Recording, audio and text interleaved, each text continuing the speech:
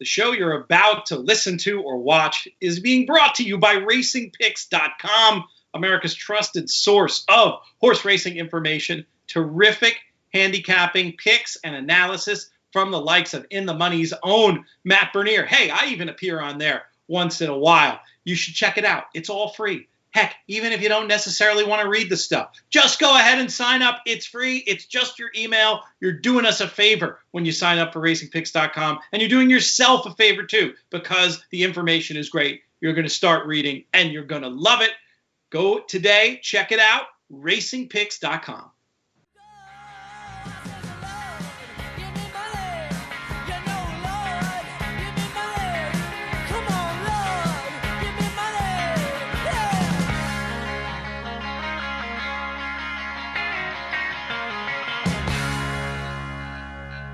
Hello and welcome to the racingpicks.com Players Podcast. This is our show for Friday, August 21st, talking about races happening on the 22nd. We've got a trio of guests talking about races all over North America. Very excited to be presenting it to you. We're going to start off on the West Coast out at Del Mar with Michelle Yu talking about Del Mar Stakes. Then we are going to zip back east and north and go north of the border to talk to Jeff Bratt about what's happening at Woodbine this weekend.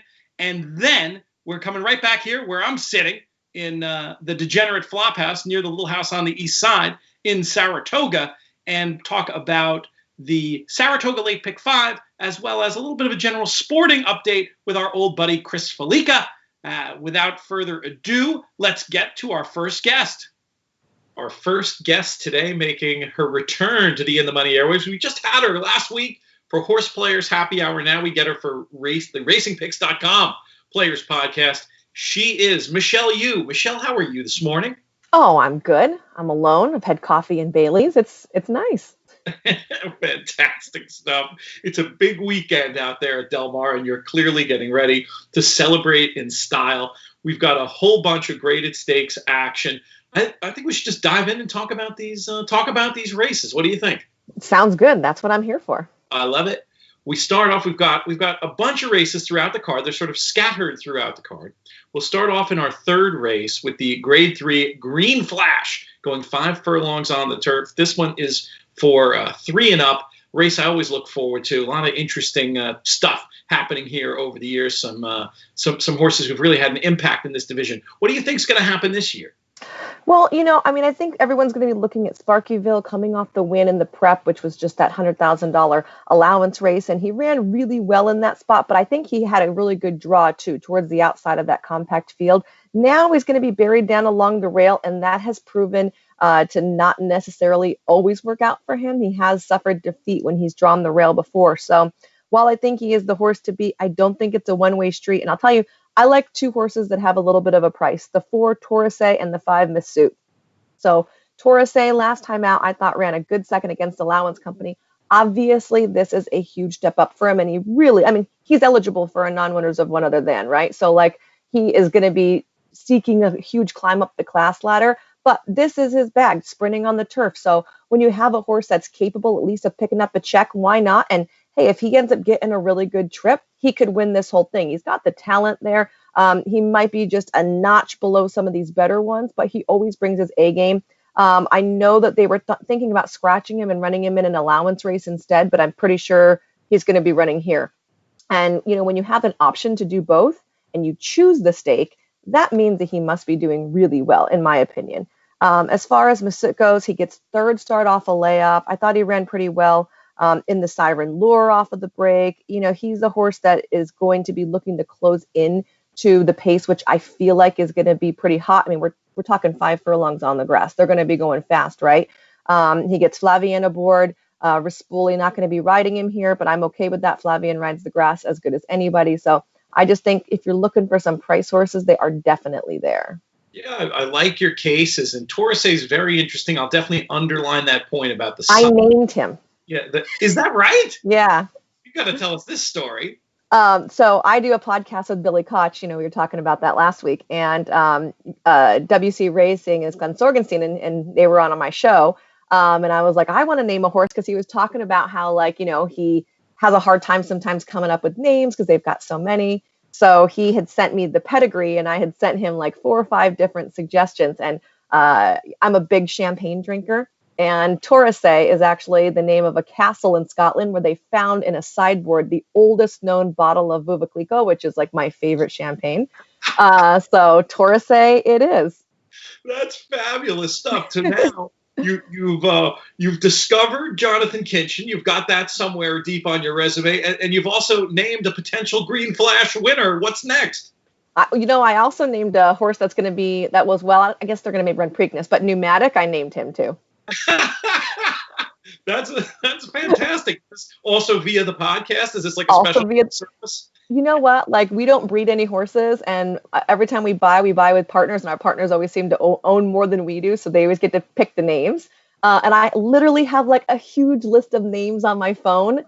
And at night, when I can't sleep because I'm a complete insomniac, I'm like scrolling through, I'm like, what sounds like fun for a name? So I have a huge list, and a lot of people that breed a lot of horses always are like, oh, it's so hard to keep naming. I got to come up with 20, 30 names a year. And I'm like, I got you covered. That's fantastic. Another service along with Race Caller as well. Yes, right. We'll put that one on there as well as your legitimate media creds.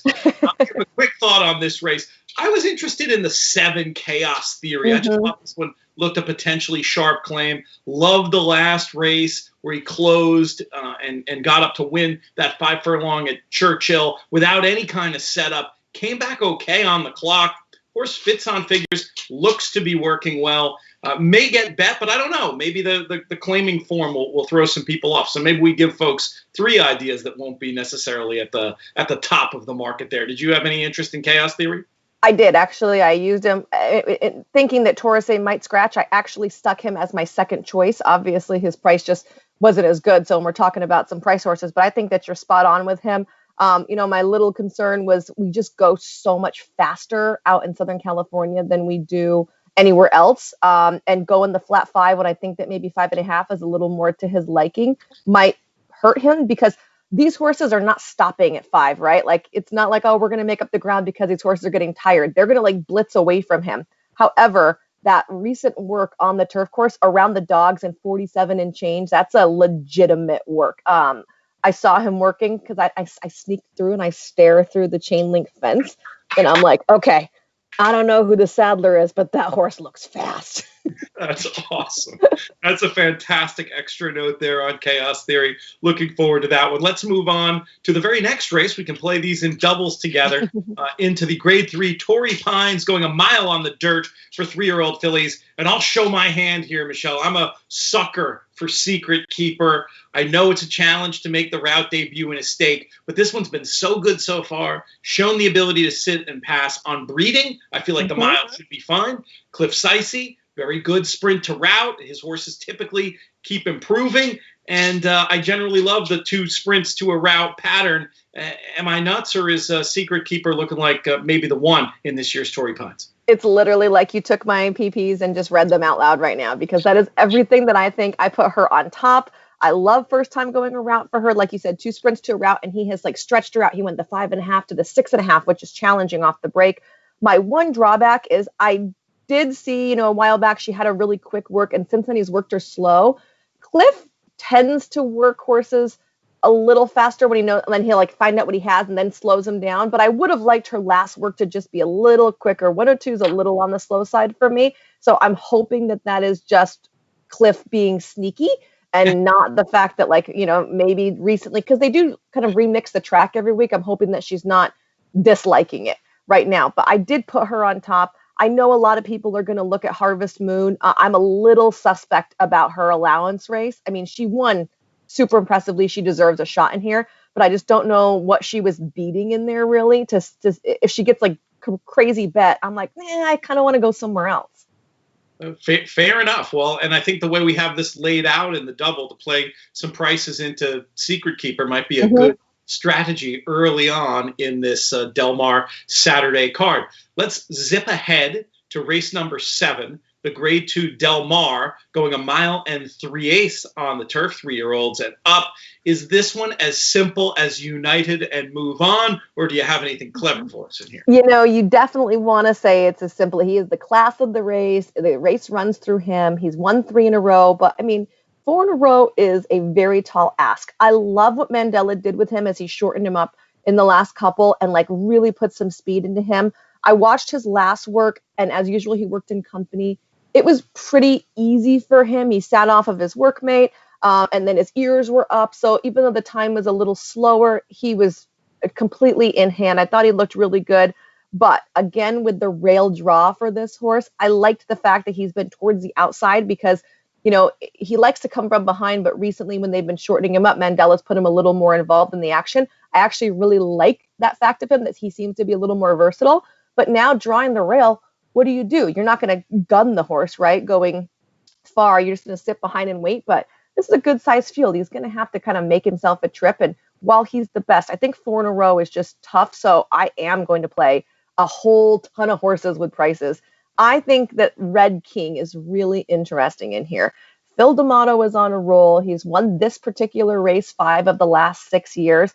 Now, this horse has won 2 in a row also, and he is going to be really getting a class test, I feel like, with some of these. But when you look at the prices and you look at like Originaire and Oscar Dominguez or second and third choice, and Red King's at 8-1, I'm aware this horse has never won at Del Mar in 8 tries, but he's had 6 of those in the money. And Billy Koch assures me that if you go back and watch every single one of his replays, he was hindered by a trip.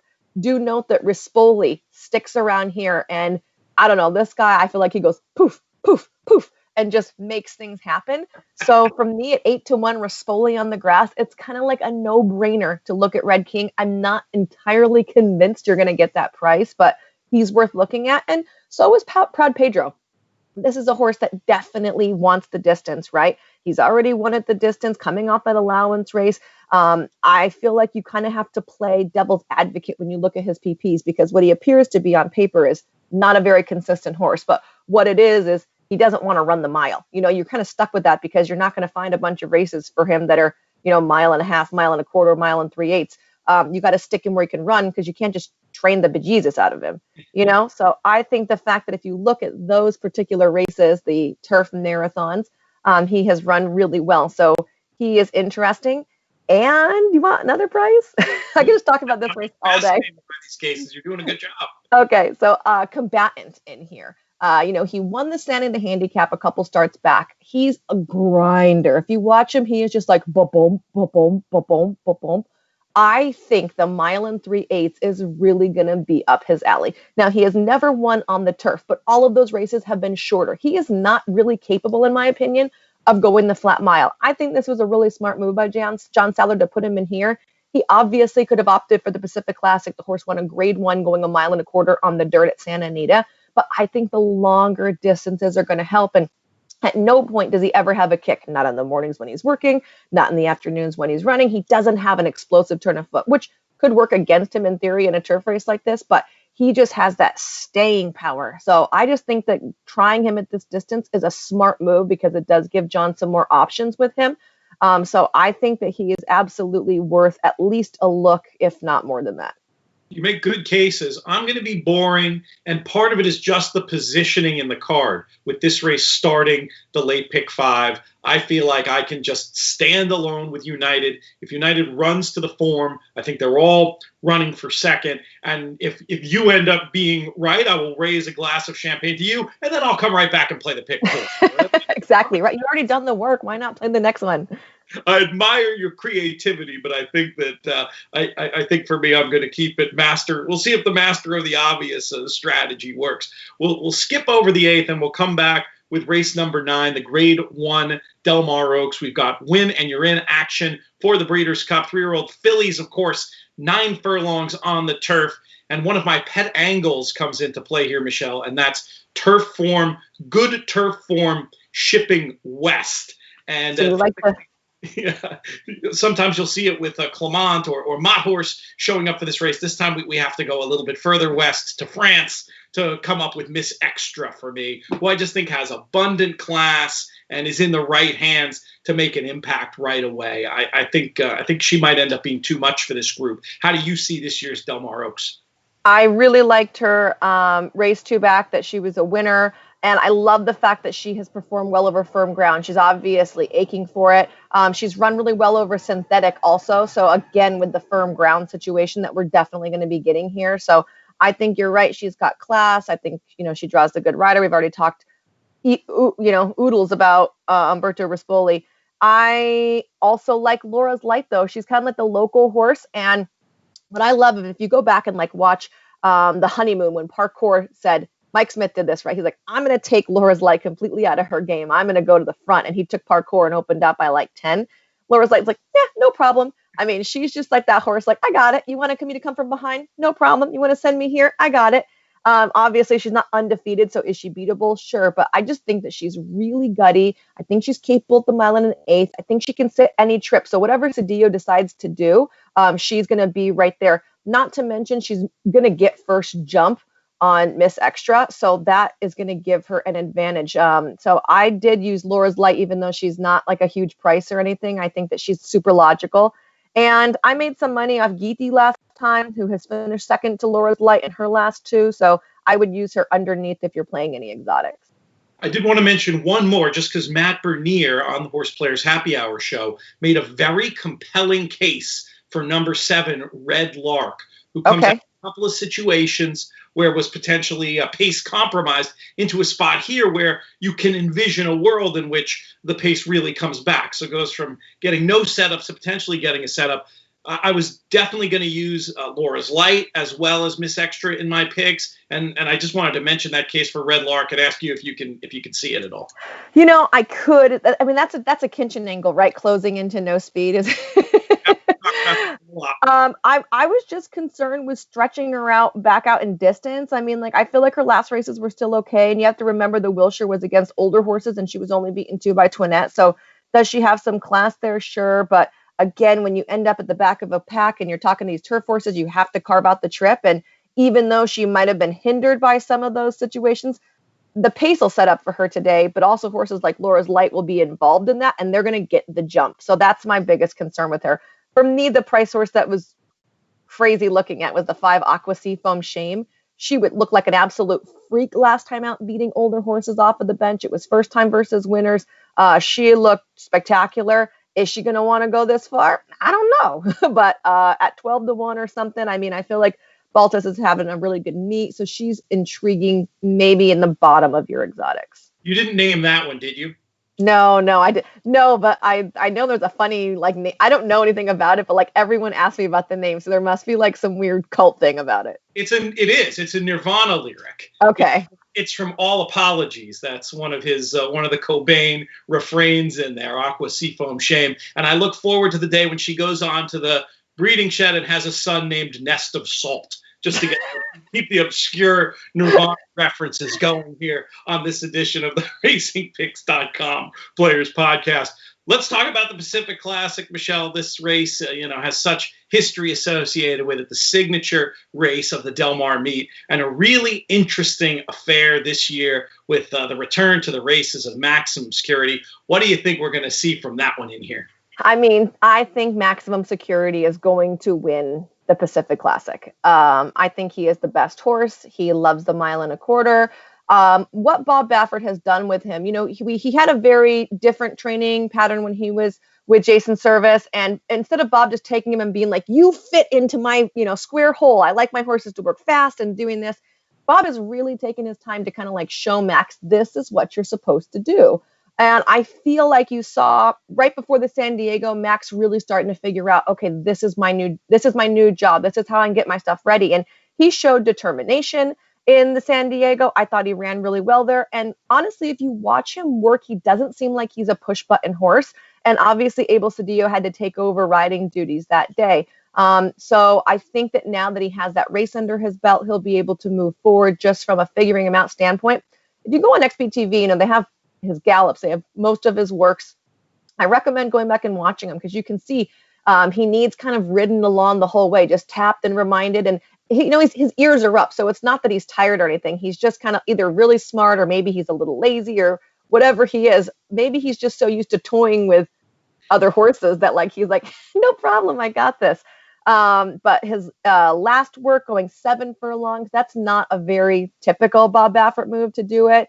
And if you watch it, like he was pretty keen early. He passes by his workmate, and then the rider's really going after him to get him to finish around that bottom turn and gallop out really big all the way down the backside. I mean, he, put in a full mile work there, but the horse didn't seem tired at all. So I actually liked it. And, two works back, that work is available. He had a huge gallop out that day. So I think this horse is going to be fit and ready. And Bob said he was only 80% in the San Diego. So to me, that means it's a positive, obviously, right?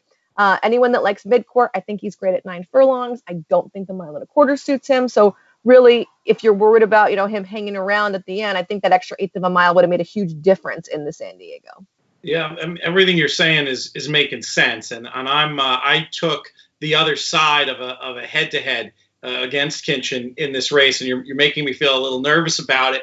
But I'm a sucker for higher power here, based on the fact that I did, the trip last time I thought was tricky. I didn't think the inside where he spent plenty of time last time was particularly good. Mm-hmm. And feels like a horse that just returning to the scene of his greatest triumph. I feel like conditions are maybe in his favor. And Max, as tough as he is, I'm not sure he's truly at his best going the 10. I think higher power may need the 10 to show his best. I'm taking a little shot here with higher power. In my picks, I will certainly be backing up with Maximum Security. It's not like I don't think he's a valid win contender, but I'm just hoping at the prices, I'm hoping there's a decent enough number on higher power that we can get some juice in the odds and hopefully keep the picks running right through this one. Do you see him at all?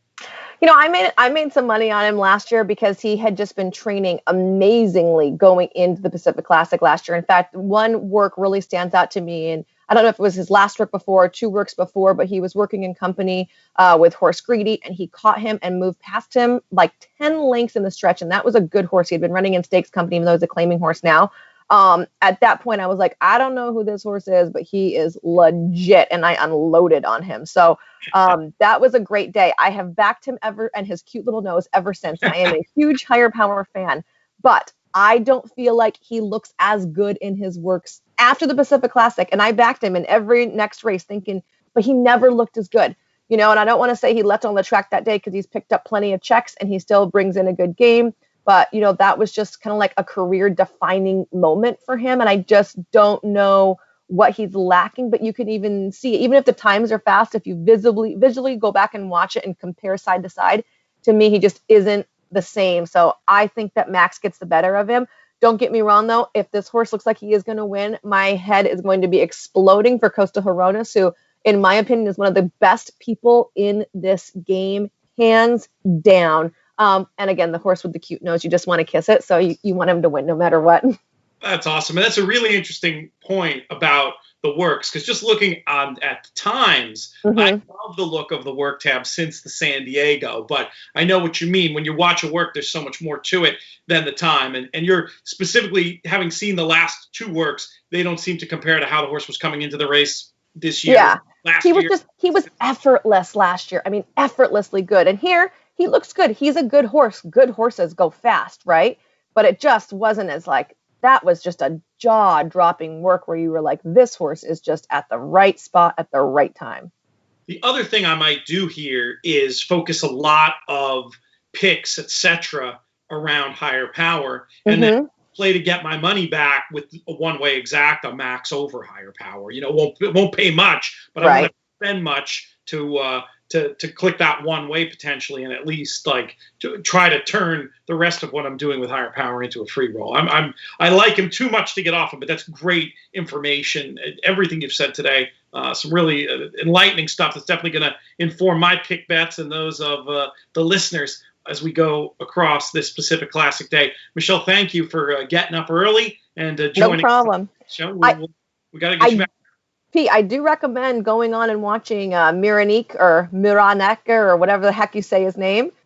He did work. right? He did work over the main track at Del Mar in like the afternoon before the races, so he got a feel for the track. And you can also watch his last win. He's kind of interesting. I don't necessarily know like if he's this good, because a lot of South American horses, if they can't really, dominate in grade ones down there, they're not going to be super good here. But I know he prefers dirt to turf, and if you go back and watch his last win, the ground was like pavement. It was so stinking hard that he had like a really sustained closing kick. And the surface here is a lot softer than that. And if you go back and watch his work, he didn't go super fast early, but he picked it up and really nicely late. And he looked like he got over it really well. A lot of horses can't get over two different, you can't run on toothpaste and on pavement in the same fashion. And I thought he actually looked like he got over the main track really well. I'm not going to back him because I don't think he's anywhere near as good as this group. But a lot of people looking for like, oh, why not a long shot? Like, might want to just watch his work and see if they like him. Yeah, I mean, maybe one to put in the mix somewhere in verticals as well. That was another Matt Bernier special. He was just liking the stranger in this group where he had some. Exactly. Yeah, that's a good way to put it. Thanks, Matt. Good stuff. We will be talking soon, and you're going to be next time you're on Horse Players Happy Hour, you'll be calling a race for sure. You can't do it at like 6 a.m, right? I would be screwed right now. Like, let's bring up something crazy. Is Hong Kong running? What's going on right now at 6 a.m? Michelle, have an awesome weekend. We will be talking soon. Thanks, Evie. There's never been a better time to open a Twin Spires account. Friends of ours, which means you're listening to the show and hearing this offer code, get a $200 free bet if they are a new customer. ITM200 is the code for that one. You can use that at twinspires.com or via the Twin Spires app, and featuring expert picks on both those platforms by JK and myself. I cover Saratoga. JK covers Del Mar. And those, of course, existing customers, you're more than welcome to participate. Very excited to be partnering with twinspires.com and eager to encourage you to give them their support. Check it out, twinspires.com or the Twin Spires app. And now I'd like to welcome for the first time on the racingpicks.com Players Podcast, but not the last, our friend from Woodbine, Jeff Bratt. Jeff, how are you today? Peter, always great to see you. I miss our visits. You usually come up once a year. I think that's going to be a bit of a challenge this season, but virtually, as everything is these days, it's great to see you. Thank you, my friend. Yes, I can't wait to get back up to Woodbine. I'm such a big fan of that facility and the great treatment that horse players, owners, visiting media, you name it, get up there when the world gets back to normal. It's a place I suggest everybody try to visit. And one of the signature events rescheduled this time around, the Queen's Plate. What are we, about 3 weeks away now from that? Yeah, 3 weeks. September is going to be crazy here at Woodbine because, well, first of all, you have the Derby. Then the following week, you got the Plate. And then you have a mile in the same month for us as well. So if I'm looking a little fatigued at the end of September, please forgive me. It's going to be a little bit on the crazy side of things, but it's going to be a good crazy for sure. So, yeah, everything's upside down in 2020. We're just so grateful to be racing, period. So, yeah, Queen's Plate right around the corner. We had major stepping stone races last weekend as Curlin's Voyage took the Woodbine Oaks, and then a horse named Clayton won the Plate Trial. So, fillies have done very well on the Plate. It looks like Josie Carroll's got a great shot to win it yet again with another filly. That's very cool. Do you have a lean from this far out, one you've been looking at for a while? I know there's no anti-post betting per se, but where are you looking at? I'm currently towards Curlin's Voyage. I like the filly. She got a great setup last time out on the Oaks. The pace was fast up front, but I think she can run all day long. She's a Curlin. She's a bit of an interesting horse. She never wins by a wide margin. Like, she's never going to win by 10 lengths. She just does what she has to. And then when she gets the front, she sometimes drifts a little bit. Clayton's got a lot of upside. Still very, very green. But if I had to pick right now, as of the date of this recording, I would go towards the filly Curlin's Voyage. There's been a lot of other chatter coming out of Woodbine about not just the Queen's Plate, but also this year's Kentucky Derby with a runner we've spent an awful lot of time talking about on these airwaves in Sherrill Spite. What's the latest news? What's the buzz around Woodbine about what this one's possible ceiling is? Is this a serious contender for this year's Kentucky Derby? Well, I had a chance to talk to Roger Hatfield, and he keeps this horse in very high regard. Not the way he would traditionally bring a horse to the Kentucky Derby with just 2 prep races. And traditionally, this horse would not even get into the Kentucky Derby because it has a grand total of 0 Kentucky Derby points. But it sounds like the horse is going to get in. And Roger is very high on this one. I actually worked this morning. Rafael Hernandez usually works the horse, but it was Emma Wilson who worked the horse. Right? I didn't see it, but I just saw on the time. Worked in 1:39, going a mile on the dirt. So I mean, the horse has never run on dirt, but from all reports, has trained very nicely on it. I had a chance to talk to Roger. I said, Roger, how good is this horse? He said, Jeff, I think this horse is one of the best horses I've had in a long time, and probably right there with Ali Beat. So it's just a question of foundation. And can you, in your third start, face a Tis the Law and beat a horse like that? That's the million-dollar question. But the way that the world's gone so far this year, wouldn't it be interesting to have a Barkley tag Roger Hatfield exacta? That would be kind of awesome. Yes, that is. There's some amazing storylines. This is a great one. I just hope, this is Roger Hatfield. He's not going to do anything he doesn't feel like the horse can handle that'll be deleterious long term, regardless on what happens in the first Saturday in September. This is one. I mean, we've been talking about him on these airwaves since that amazing maiden win. I'm still thinking about the gallop out in the second race. I mean, the horse was difficult to pull up and really did look like more distance would be the friend. Seems like a wild ask, but hey, if anybody can pull it off, it would be the master, right? So we'll keep our eye on that story as it goes forward. Let's yap about some of these races at Woodbine on Saturday. We start off in our 7th race. We've got $15,000 claimers, 3 and up filly and mares going 5.5 on the synthetic. Jeff, what did you think of this one? I thought the race secretary is a cruel person for race placement purposes because this is part of both pick fours, this race. It's part of the early pick four and it's part of the late pick four as well. If you can afford the all button, press it. It's just one of those races. If you have to narrow it down a little bit, I eventually did land on Cinderella. I hate picking horses with records like this. They're 2 for 38, but she's ultra consistent. This is a quieter barn. A barn that doesn't have a lot of horses, but they've had a good start to the campaign as well. I like Dad's Missy as well. I would actually go 4 deep in this race. I would use Purian, Sea Lily, the 6 Cinderella, and Dad's Missy. So 1, 4, 6, and 8. I don't know how deep you've gone in this race, but it is a cruel way to start off the pick four.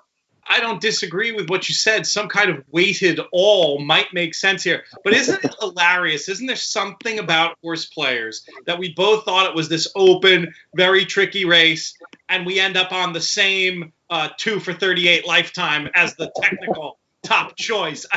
That's pretty funny. But yeah, I mean, for the reasons you outlined, Cinderella I thought made the most sense. Very interesting back on synth. And I was just, the way I kept trying to look at pace figures and envision how it was going to play out, and I thought that Cinderella might be closer than usual, feels like a worse race than last time, and maybe had enough finish to gut it out in the lane. Gutting it out on the lane, something Cinderella not known for, but maybe to make that magic happen in this spot. That's what we're going to go for anyway in this race. But yeah, I like your spread, and I do think it's a case where you're okay going any half clever idea you have here. Consider getting on one of these tickets because a lot of different things can happen.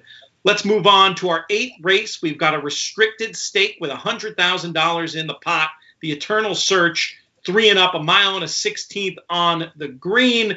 Number 6, Bramble Queen, I thought was tough in here, Jeff. Back in with friends after trying the very deep waters of the Boston Spa. I thought another, just trying to see how the trips were going to play out, should get a good trip from not too far back and be positioned ahead of the deeper closers. I thought Bramble Queen had as much kick as any of them in here. I'm going to land on Bramble Queen in the Eternal Search. How did you see it? Yeah, probably the race favorite. This is a bit of an interesting story to this horse, too, because you read the conditions for this race. This is for horses that are by a stallion in the province of Ontario. And yet this horse was bred in Illinois, of all places, and now is racing here at Woodbine for the first time. So Conditioner Mike Denny has found a great spot. And this might be the first time ever, Peter, where a horse is racing the Boston Spa, and the next start is the Eternal Search. But that's exactly what's going to happen here with Bramble Queen. But yeah, you're right. I mean, clearly the horse beat. There are no Starship Jubilees or no Sister Charlies in this race. So I'm going to go the defending champion. I'm going too deep on my ticket. I would use Red Cabernet and Bramble Queen. Red Cabernet home field advantage maybe. I know that last race didn't go all that well for her, but she's fresh enough for this engagement, and maybe home field advantage matters for a little bit in here. I'm going to get a bit of a better price than Bramble Queen. I'll go too deep in there with the front 6. I like it. I'm glad I'm on one of your two anyway, and as an alternative that makes a ton of sense, and I'll probably follow you in there at least on a backup, if not as a co-main play in the Eternal Search. Let's talk about our 9th race. We've got $25,000 claimers, 3 and up, filly and mares going a mile and an eighth on the outer turf. What did you think about this one? I want to be a horse psychiatrist in my next life, Peter. I'd be a very wealthy man if that were at all possible. So I want to ask Haniel, the number 7. Excuse me, Miss Haniel, what happened last time out? Because this one was bet off at 4 to 5 or even money around there, and didn't run him very well off such a good race 2 starts ago. I think she's got a great shot to bounce back. And trip handicappers are going to be all over the number 4, Rinka Tapig. That horse had a disastrous journey last time. It was a really tough trip. And you've got a couple of droppers from the Mike Doyle barn in that race as well. You've got Cititard, his barn starting to heat up a little bit. How deep would I go in that race? Well, I'm probably going to use Rinka Tapig because of the trouble trip. I'll go too deep in there. Rinka Tapig and Haniel. I think both those horses have got a shot in there, but I certainly respect the other horses dropping down in class in that race as well. Here's my theory on Haniel, and you can tell me if you buy this or not.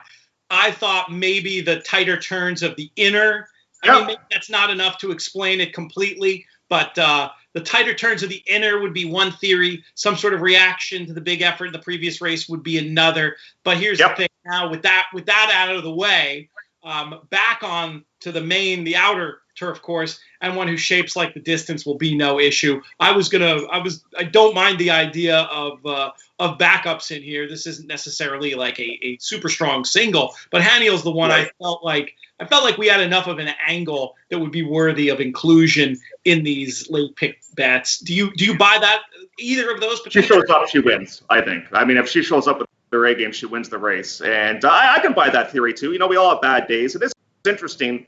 You look at the weight. I mean, I'm not a big weight guy, but the horse carries 125 pounds in a claiming race like this. That's a bit of a penalty for the horse's success. And you look at the rest of the field combined, there's not a lot of wins so far this season for a lot of these horses. And this horse has won 3 times so far this season. So that's a big time plus as well. Yeah, Haniel for me. Let's move on to our nightcap.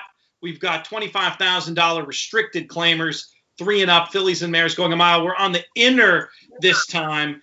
And I'm going to take a chance with a horse who I feel like maybe the post position is going to give us a little bit of juice in the price. I sometimes think the public can overreact to these things. Number 12, Muskoka Dancer. Yeah. The last race, just on the bare form, not far off the level of what I'm guessing it'll take to win this. The previous race on the inner was okay, I thought, off the break, and is now going from a 5% on the year barn to the McKnight powerhouse. Again, the post not easy, but maybe has enough tactical foot to get the job done from out there at maybe a half a tick above whatever the true odds should be. The 12 Muskoka Dancer for me. Jeff, how are we going to get paid in this Woodbine pick four? A must use is your horse. I agree. And the good news for your horse, too, is there's no portable rail on the inside course this week, too. So lots of grass to cover. I'll definitely use that one. I liked Leroy last time out, was able to win. Now she is moving up to face tougher competition, so that makes things a little bit tougher in here. Top selection, though, for me is going to be the number 7, this being Gia. I just think this horse has been facing way, way tougher than what she's going to face here today. Julia Carey does a nice job with her new acquisitions as well. The jockey selection, a little bit interesting. She hasn't used Daryl Holland a lot. He's a new rider to us here at Woodbine. I don't think we get 6-1. If we do, hey, all the better. I'll go 3 deep in there. I'll use the 3 Leroy, the 7 Gia, and I'll also use her horse, that being the number 12 Muskoka Dancer. Fantastic stuff, Jeff. Those great thoughts on this late pick 4. I know I'll be getting involved from afar. Before we let you go, just any other thoughts on this unique Woodbine meet, and just curious to get a little bit of atmosphere of how it feels up there right now, especially on the eve of this giant month of September. We're going to be doing a lot of work with Woodbine to promote these 2 huge days, which come back to back this year. Just curious to get a little bit of a lay of the land maybe from you. Well, so the Saturday card is going to be the 44th card of racing at Woodbine this season. And Jason Portwando and I started to keep track of the number of different trainers that have won races so far this season at Woodbine. And here's a bit of a unique stat for you. I think we're around between 105 and 110 different trainers to have won races at Woodbine so far this season. So that is massive, to say the least. And I just like the fact that the money is well spread out. I think that's a huge plus. So I think some of the big barns not having the meets they traditionally have, and the little guys been able to make up some ground. And I think because of that, we've had some good prices along the way, too, in some highly competitive races. So I'm just so grateful to be back racing. The world, for me personally, got turned upside down when everything got shut down, as it did for many people in North America for a couple of months there. And it was tough, psychologically it was tough. And the horses heal, man. They just do. And it's been just great to be back racing at Woodbine. It was an amazing thing to have horse racing throughout. And I've made this comment before, and it's not a joke. The dulcet tones of Richard Grunder became a legitimate source of comfort to me during the pandemic. It was so great to have racing to focus on, and I'm so glad we're back racing at Woodbine ahead of what's sure to be a spectacular September. No good deed goes unpunished around here. We'll be bothering you again soon. All right. Reports on the ground and to pick your handicapping brain as well. Thank you so much, my friend. Okay. And producer Craig, he's a big fan of the Raptors, just like I am. So go Raptors as we continue our work here with the playoff bubble going on in the NBA. Fantastic. Good stuff. This next segment on the show is brought to you by our friends and partners at Stable Duel, a new breed of gaming. Basically, we're looking at a mind meld of traditional horse betting and fantasy sports. Games are a lot of fun, variety of price points, excellent opportunities. You need to download the Stable Duel app to play, and you can find more information over at stableduel.com. Check it out and get involved. And now to talk about Saratoga and the larger sports world, for a minute anyway. Very happy to have back on these airwaves a guy you know from a whole lot of places. You've heard him on his own podcast. You've seen him as a regular over there on VSiN. You've seen him on ESPN College Game Day. He is Chris Fallica. How are you, my friend? I'm doing well. In good spirits today after the Islanders put the Caps away in 5 last night. So took one game longer than it probably should have. But Isles are moving on to the conference semifinals, which I didn't exactly think would be a possibility with the way they finished the season going into the restart, or the break, I should say. But it seemed like they've gotten their legs back, and they're playing like they did early in the year. You and I share this affliction, and it's surely been a bumpy road with some very high highs at points along the way, especially when we were little boys. But I just have to ask you, as an expert who's been paying a lot more attention, what is the ceiling for this Islanders team? I mean, did we just see the high water mark, or can they keep this thing moving? No, I think it's interesting because I think if they were to play the Flyers in the next round, which is the Flyers beat Montreal, that's who they would play. I would really like their chances in this series against the Flyers, because you're looking at a team that really is struggling. I mean, look, they played basically a bunch of seeding games and won all those games, but they have not been the better team against Montreal in the entire series. So I would like their chances against the Flyers. I don't know if they can beat the Bruins or the Lightning to reach the Cup final, but I think they certainly have one more round win in them. And as I said last night, some people and you're well aware too, after going through decades of zero playoff success and coaching blunders and personnel failures and terrible trades, it's really refreshing that last year you swept the Penguins, this year you beat the Caps in 5, and it just goes to show you how coaching and a competent front office really matters. It is amazing, and we were in the wilderness there for a long time, but we'll always have David Volek. we love David Volek. We have Ken Morrow as well. We got Bobby Nystrom. We got all those guys. Good youth for us. Going back to the real golden days, I do have. If I'd planned this better, I would have worn it. I have a 1980 Olympic hockey jersey with the Kenny Morrow's number and name on the back. Those were really the golden days of hockey. Does it have the Olympic patch on it? Because I love how all of the teams wore the Olympic hockey patch in 1980 after the Olympics. That was great. I love watching the old flashbacks to the 1980 season and seeing the teams with the Olympic patch on it. It's so cool. I got to get one. It's an easy fix. Before we dive into these Saratoga races, I'm going to ask you two things. I'm going to ask you a contest question, but I got to ask you a football question. Sure. What are you anticipating we're going to see? I'm making you, it's kind of an unfair question given the moving state of the world, but what are you anticipating we're going to be able to enjoy in terms of college and pro football come this fall? It seems like NFL is full, ready to go, and they have plans in place. And it's a little easier with the NFL because you've got a smaller roster, you've got fewer teams, and they're professional athletes, and they're older players as well. So it's easier to manage that. And I think the NFL is going to play, and some teams will have fans, some teams won't, and I think they'll be able to mitigate it pretty well.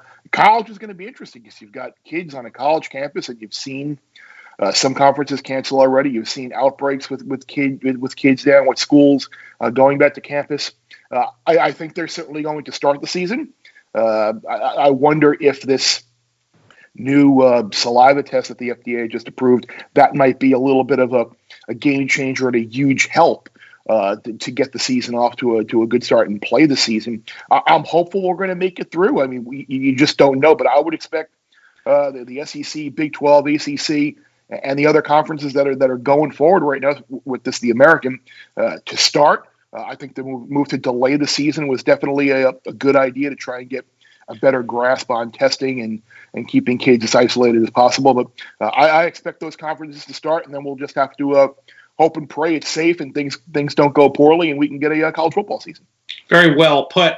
Contest-wise, have you been active on the contest scene at all? How's your play been going? And I'll make you did such a great job doing those predictions. What do you think we're going to see for this year's upcoming NHC, an event I know you enjoy? I don't have my ear to the ground on this one yet, but I'm just curious if you have any predictions. Yeah, I'm curious. I know there was a note sent out to everybody. I don't know if it was every NHC member or just those of us who have qualified already, that they're still hopeful that they're going to have it at Bally's in February, because everybody, as you know, loves interacting and being with all the other horse players out there in February. It's like it's a great time of the year, and it's one of the perks of qualifying to see everybody on a yearly basis. I have not been playing many tournaments lately. I've just been kind of busy on weekends and stuff, and even during the week with the hockey back now as well, I've kind of been a little distracted. And truth be told, the Saratoga cards have been a little lacking, so I haven't really felt like contest play has been really advantageous for me. But if I were to guess, I'll jump back again eventually. Just gotta have a little bit more time as well. But I wonder if they're going to go to some type of online. I know the DRF contest a few years back tried that online at the end of January, and it went better than I thought it would. I thought I would really miss the interaction, but it was fine. That always leads to the questions: are you just going to make it 15 mandatories a day, 15 optionals a day? But I think if the worst thing that happens out of this is we don't get to go to Vegas for a year and we have to do an online tournament, and then so be it. I mean, you can't complain about that. You're in a contest to win $1 million, whatever it is now, and you don't get to go to Vegas and see some friends, which is fine. So if that's ultimately what happens, I'll be totally fine with it.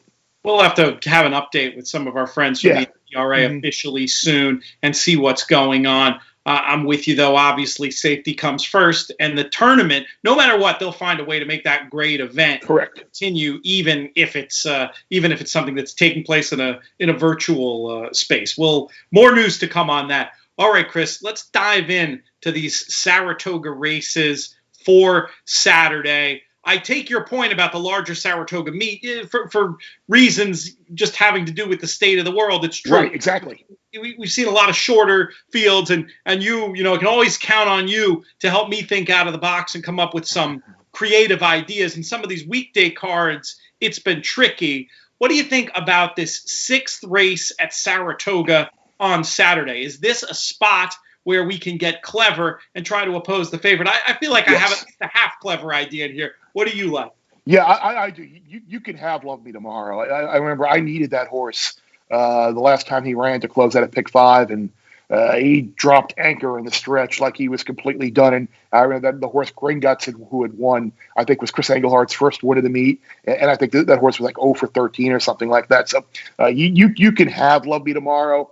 I also wonder why It's interesting. I used to bet Jeremiah Englehart quite a bit, especially at a price. His horses have been getting bet a ton, and they just haven't been winning. So he's probably going to be short again in this field. So I think this is a spot where you can look to some prices. I like the two first timers, the seventh Shenandoah River for Kelly Breen, or the Linda Rice horse Oak Creek Canyon. I think those two both have good shots. And if you're looking for a real price, I think maybe Veneta would be the one that you look at. It wasn't bet at all in debut, but Tom Albertrani doesn't necessarily have a high percentage when adding blinkers, but second time maiden starter, the jock stays in a race where I think the favorite's vulnerable. I would use that horse. So I would use 3, 6, 7 in here.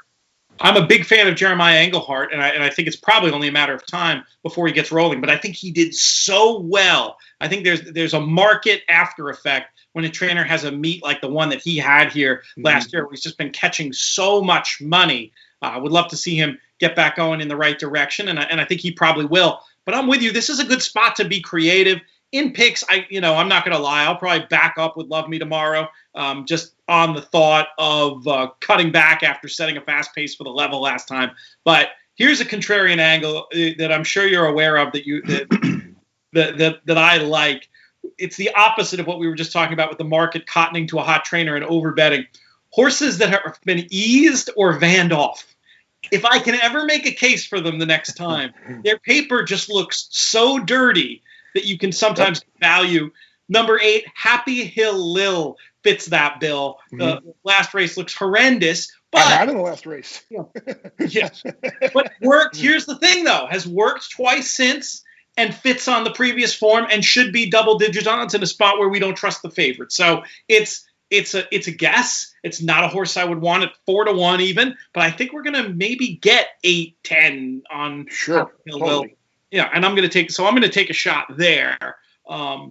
Let's move on though, Chris, to our 7th race on the day. This is a lot of interesting handicapping conversation I think you can have about this contest, going a mile on the inner turf, 3-year-old allowance, and you've got some favorites in here that, when you look at the PPs, look like they might be really far back, but I'm not so sure that's the case. Rewatching the tape of that race that Lonesome Fugitive comes out of and that Kingmeister comes out of, and watching that again and realizing it was one horse running its own race all the way out in front, and then essentially everybody else chasing Don Juan Kitten, who the PPs will not show was a wire-to-wire winner in that race. But in a way, you can make the case that he was, because they just ignored the runaway speed. I think these favorites are going to be tough in this spot. I know you're loath to bet a favorite, so I'm curious to hear what you came up with in the 7th race, or if this is a spot to be a little more master of the obvious. Yeah, I'm with you here. I think Kingmeister is probably the horse to beat in here. He ran well.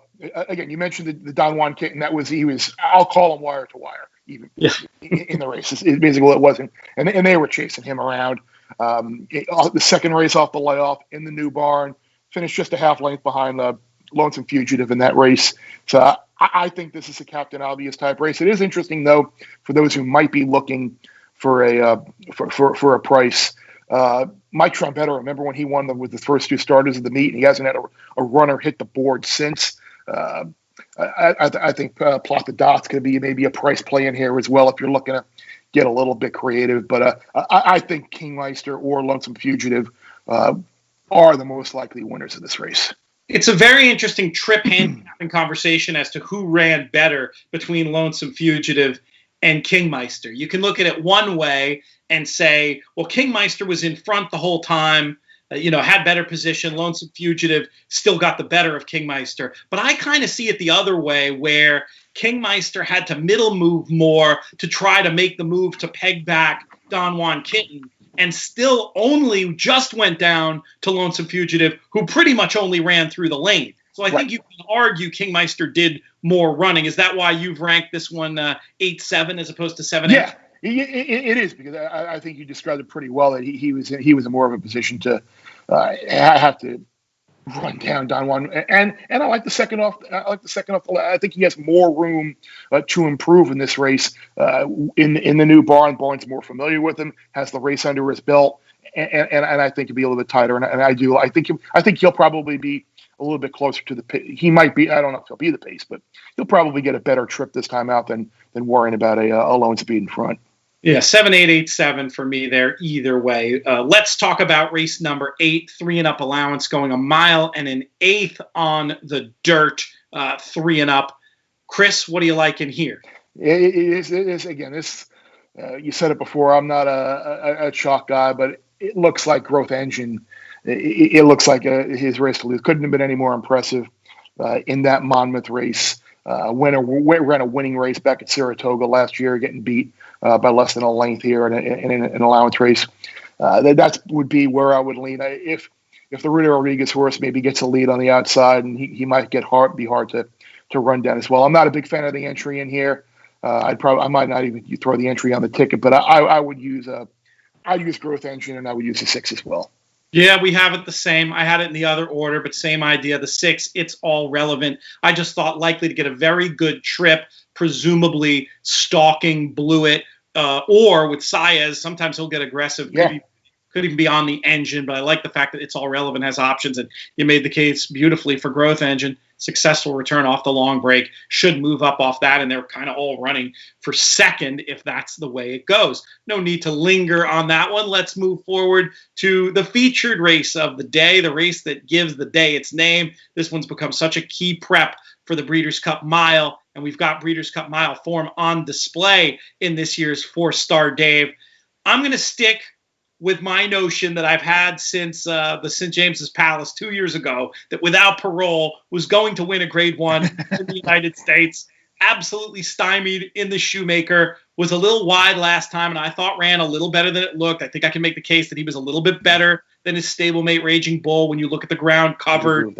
Yeah, I'm going to go with number 8, Without Parole, in here, and fade the famous fillies who are going to end up near the top of the market. A couple other ideas as well, but what's your top thought in this year's 4-Star Dave? You can have Got Stormy. I'm with you there. She's clearly not the same mare that she was last year. Her form is in decline, so I won't use her on a ticket. I get a feeling just by looking at the past performances and just even like reading the tea leaves and social media and articles that like Halliday might be like this trendy pick to go gate to wire. I think he's going to be overbet. I don't like him. I'd love to be able to make a case for a long shot like Emmaus, but I think you're trying to make a stretch there. I think it's there's four Chads in there, but I think it's the 3 obvious Chads. It's one of them. I like Uni. I think she's the most likely winner. With Parole would be my backup pick in here. So I would probably go 6-8 in here, 6-8, 6-8-1. Use all 3 just to be safe, because you never know when his horses are going to step up and beat each other at a longer price. It's fair. Halliday, I am interested to see. I just got to figure they've learned from the mistake of last time and will dead send. So I was considering Halliday as a possible speed of the speed, but I'm not interested under the 4-1 of the morning line. So if he does become a trendy pick, I'm with you there. Here's the thing about Emmaus. I would agree it's a lot to ask this horse to win or even get second. But what about just as a vertical key 3rd and 4th? I mean, here's a horse on form who's, beaten a length by War of Will, finished right with these in the Maker's Mark last time. And this is turf racing. Trips can make all kinds of difference. So I wouldn't dismiss the idea of Emmaus as a verticals underneath horse. Sure. I will not be using in my picks, though. I'm going to do I love Uni. I'm a huge Uni fan. From a value point of view, I think I'm going to end up mostly with 8s, a little bit of 1s, and then more like 5 and 6s as backups in this spot, and then in verticals trying to feather in Emmaus 3rd and 4th. That's my approach to this one. From a wagering point of view, what pool do you see yourself participating in mostly in the 4-Star Dave? I'll probably wind up playing tries. I mean, obviously the pick 5, and I'll probably wind up playing tries 6-8 on top, and then 1-6-8 second, and maybe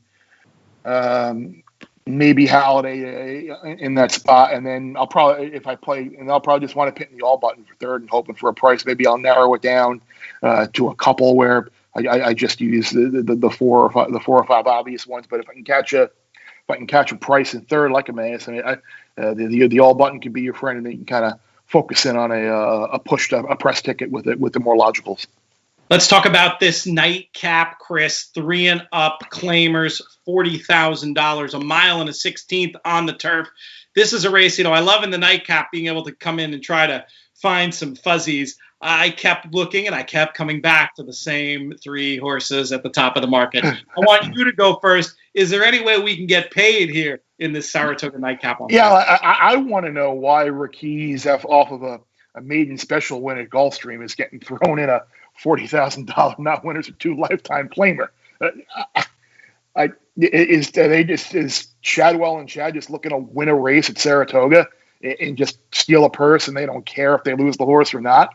I mean, I'll defensively use the horse, but those are warnings. Those are flashing red lights to be like you're willing to give up on this horse, never even facing winners. So I'll use Raquise, but I'm not sold that she's going to win this race. That Battalion, I think, is obviously someone who's going to get used a lot. I mean, he can win the race. Second versus winners, Bill Mott. But I think if you look towards the inside, the 1 Letterman, the 2 Kid Chocolate, and the 3 Cataract, I think those 3 horses all have very good chances. David Dogg's barn is going really well right now. Cataract just missed at 7-2 last time out, and you would expect that he would run another good race. Jim Barn is going really good right now. Letterman could be the pace of the race from that nice inside post off the rail. Now maybe he'll be a little too headstrong, and he won't be able to control him. But I mean, Letterman's going to be a nice price, and even the 3 Kid Chocolate, who Garciak is not really a guy you expect to win on the turf at Saratoga. But the 3 races he's run in a row here on the turf are pretty good. It might have been a little someone knew something 2 back when this horse off of bad form was 9-2 and won and broke maiden. First race against winners really wasn't that bad. Cataract was in that race too. So if you're looking for a horse at double digits here, I think Kid Chocolate, despite that 1-for-14 lifetime mark, would be someone that you can consider. So I'd be going deep, and I can make a case on my ticket to use 1, 2, 3, 5, 9. I like your case, especially on Kid Chocolate for our buddy Steve Bick and the partners over there at DT Stables, who do a great job. That's a very creative case, and that race last time definitely has an excuse, being fairly far behind. A slow pace comes back. Didn't break well either. Right, and now has a much faster pace to run at. So you're talking me into Kid Chocolate, which is good. Raquise, in doing my picks, I put Raquise on top, and I'm not happy about doing so. And it's one of these things that in the old days you bet against this horse every time. But we've seen in the modern game with the way that with that incredible hand that Chad Brown holds, he will just drop a horse like this to just get the purse and be done with it. If they're not going to go on and win a graded stakes, this would be an allowance horse for anybody else. And for him, he has such stock, he's able to sort of shuffle the deck and put this one in a spot like this. I've seen too many of them drop and win to have my old school mentality. But I hope you're right, because it'd be more interesting. Nothing against these connections, obviously, but it is always fun to see the likes of to see the likes of DT Stable winning up here at Saratoga. Yeah. So yeah, I'm boring though. My for the record numbers at the first blush were 9-1-5. I do definitely see the Letterman case. A little concerned about the layoff, but I'm going to find a way to mix the 2 in there because I love that case that you made, Chris. Thank you for that, and thank you for all your time on the show here today. Great getting a chance to catch up, talk sports, and of course, horses. Would love to have you back doing something with us soon if you're game.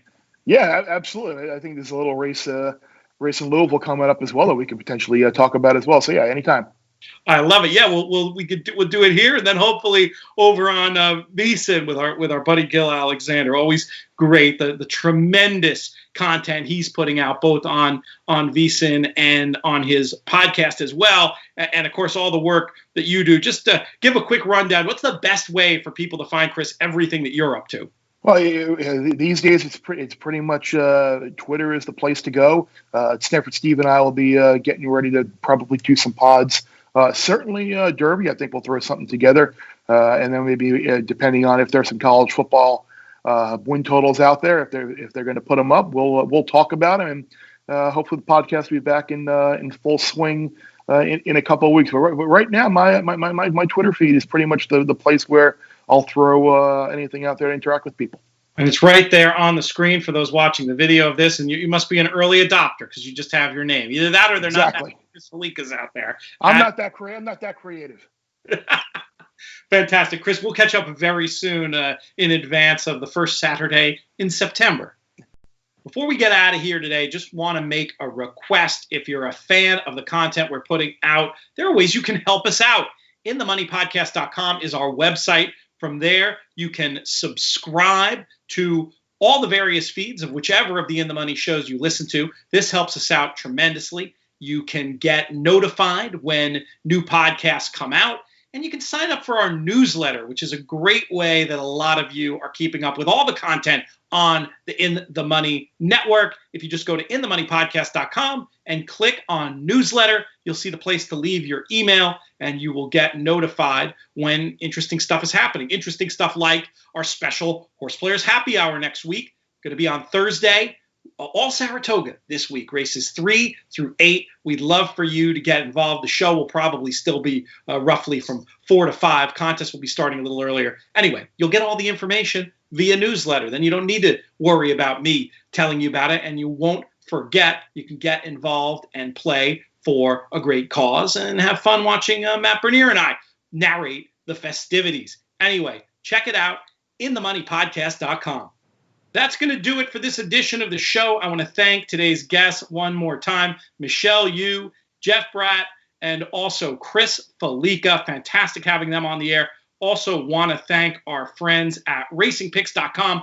Fantastic news and analysis over there about horse racing, and it's all free. Just give them your email, and you get access to premium content from the likes of our very own In the Money Media team member, Matt Bernier. Check it out. Also want to thank other sponsors, including the Thoroughbred Retirement Foundation, 10 Strike Racing, Woodbine, Canterbury Park. There's so many of them now, it becomes hard to list. Twinspires.com. You heard from them a little bit earlier in the show. The Breeders' Cup. Check us out for Horse Players Happy Hour. One more mention also of this event we're doing at Walt and Whitman Brewing on Sunday night after the races. Come join us there. Check out trfinc.org/players for all the details. Most of all, though, just want to thank all of you, the listeners and viewers, for making these shows fun to do. Interact with us at inthemoneypodcast.com, our Twitter at inthemoneymedia. We love hearing from you, and your questions and comments are really the engine that drives the train that is this podcast network. This show's been a production of In the Money Media. Our business manager is Drew Coatney. Our chief technical advisor, I need a better title for the superstar that is DJ Unstable, a.k.a. Producer Craig, who keeps all this video content rolling and is just an integral member of our team. JK, of course, our Chief Creative Officer. I'm Peter Thomas Fornatel. May you win all your photos.